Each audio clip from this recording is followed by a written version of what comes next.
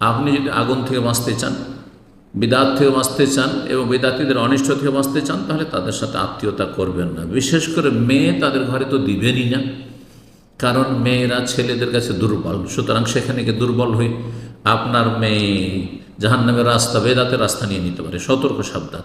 তবে তাদের মেয়েকে নিয়ে আসার পরে যদি সংশোধন করে নিতে পারেন, তাহলে বড় একটা নেকির ওসিলা হইল।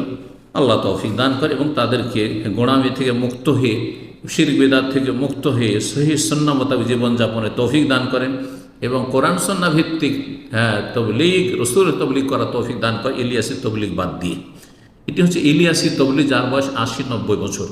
পক্ষান্তর ইসলামী তবলিগ হচ্ছে 1400 বছর আগে রাসূলুল্লাহ সাল্লাল্লাহু আলাইহি ওয়াসাল্লামের তবলিগ।